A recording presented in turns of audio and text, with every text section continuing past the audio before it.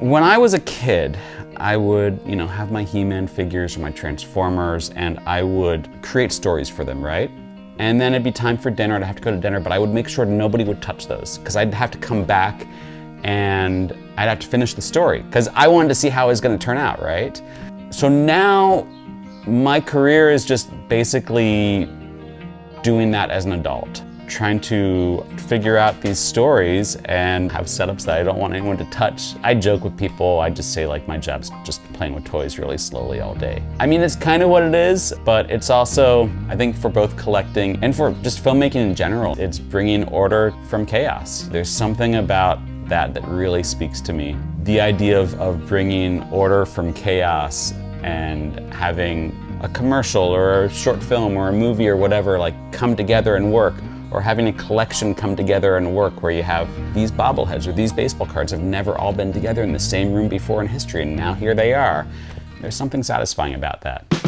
It's like Christmas, like when you come downstairs and your stocking's all laid out. People were just insane. Everybody turned into kids again. My name's Pete Levin, stop motion animator and director and producer, depending on the project. And the way it sort of connects to everything I'm doing here, I'm originally from Baltimore. Ask anybody from Baltimore and they take a lot of pride in being from Baltimore, and I'm no exception. I do animation for the Baltimore Orioles. That's one of my favorite jobs I do. And I've been doing that for their big scoreboard, Jumbotron, since I guess the 2010 season. There's something about sports graphic design, sports design that's just like so powerful, so tribal. The specific like Pantone colors and like the character design, it just makes you feel something. And I have a big Orioles collection now too, because I not only make the animation for them, but I'm also a big fan. I started in on stop motion animation, manipulating a puppet or clay or what have you, frame by frame. I've been doing that since 2004. I went to school for live action, but I fell into stop motion and kind of fell in love with it. It's like all the great stuff about live action with lighting and set design, costume design, but also all the great stuff about the control of animation. That's sort of like overlaps with the collector personality also. One of the recent things that I'm really proud of is I was the first assistant director on Marcel the Shell. That was an amazing, amazing experience. The whole crew, everybody was great on that. Some of my other favorite projects, I animated and directed several of the Spy vs. Spy shorts for Cartoon Network's Mad. And those were just like, it was a small crew of us, and it just felt like a little mad scientist laboratory where we just got to try out different techniques we'd never done before and just do different things we'd never done before with the puppets. As long as we got it done quickly, we just had freedom. And sometimes having that kind of creative freedom is like more rewarding than like having like, the big project or whatever. Here we have starting 1954, this is Bowman. And then I love the 55 Bowman and like the old TV set. We have some tops here also. I also collect baseball cards, and I got to do a commercial for eBay where I was animating the baseball cards frame by frame so that you have like a whole bunch of baseball cards, the images edited together to form a single movement, like swinging a baseball bat or something. And that was cool, just like getting to like be around these baseball cards and just play with them. And it's just so cool when like I feel like I can bring like my passions into my work. Okay, here we go. These ones I got recently. I love these ones. These are from Venezuela.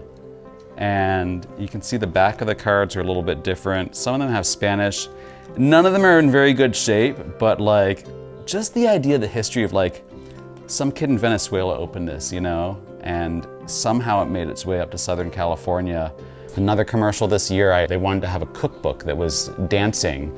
And so I used my old antique family cookbook with my mom and my grandmom's recipes in it. So even on things like commercial projects, I try to make them personal. Even if the viewer never actually knows, I think there's an authenticity there where it's kind of like, it's part of the project. You can feel it even if you don't know it.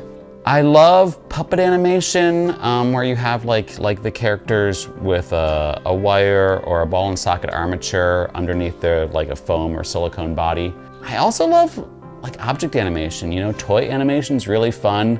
When I'm animating toys, I actually prefer to have fewer points of articulation because I think it's funnier. It's more funny when you see something that's not supposed to be animated than when you see something that's made to be animated. That's why I think a lot of the funniest Robot Chicken sketches are with like the worst toys to animate. And it makes you be creative when there's less articulation with a character you're animating.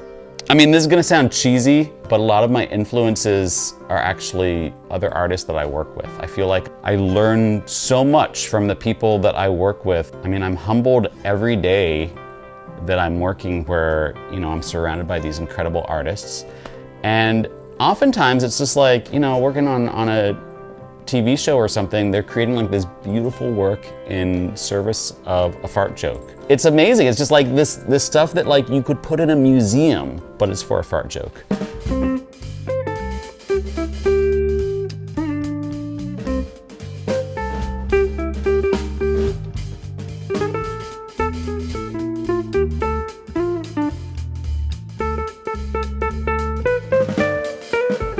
Oh my gosh, I've been a collector since I can remember, really. I mean, when I was a kid, you know, Star Wars figures, of course, like the original ones, and then Pez dispensers for a while there. I like things that are like relatively inexpensive. Of course, that's like kind of the gateway to get you in there. The last couple of years, or last decade, I guess, I've been doing the bobbleheads. Baseball is it's a really important thing for my family, and it's just sort of a way to make sense of the universe. Yeah, bobbleheads, baseball cards, different graphic representations of the Orioles. I love their design from the 1950s and 60s a lot, especially.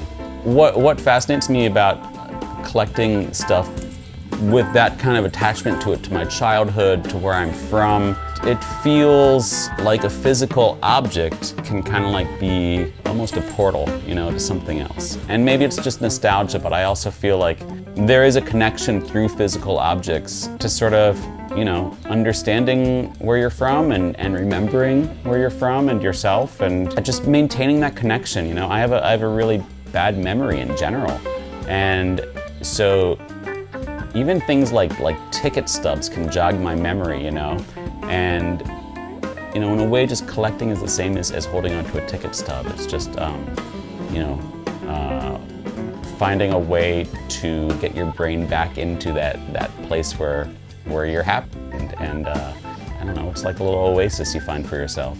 Which pieces am I most proud of? I have one bobblehead that I met somebody online in like in a group of bobblehead collectors who said that he fished this bobblehead out of the garbage can at Camden Yards where the Orioles play. And I think it was there for a meeting where the bobblehead company was presenting their designs for potential giveaways at the stadium. And it's one that never got made. So I think it's like the only one in existence. I could be wrong, but I've never seen another one like it before. And I just said like, hey, I'll pay you $30 for that one that you fished out of the garbage can, and he gave it to me for that. So I don't know, I'm really proud of that. You know, one man's trash is another man's treasure, right? And then there's there's like the holy grail for all Orioles bobblehead collectors is a Bobble Powell Red Cross bobblehead, where people literally had to give their blood for this bobblehead. So that one was missing from my collection for a long time, and I was kind of like, I'd made peace with the idea that maybe I'll just never have this one. And then last December, somebody had it at a really good price, and I jumped on it. And yeah, it kind of felt like the missing piece, you know?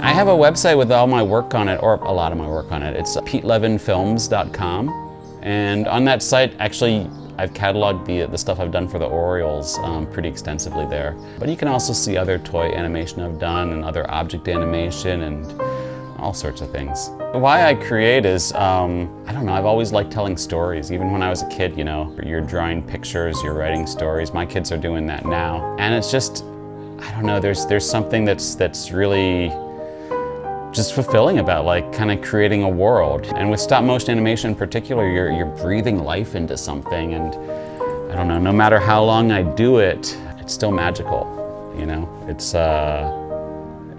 just something where I'm never gonna get tired of that feeling of just bringing something to life and making people feel something by, you know, seeing an object moving frame by frame.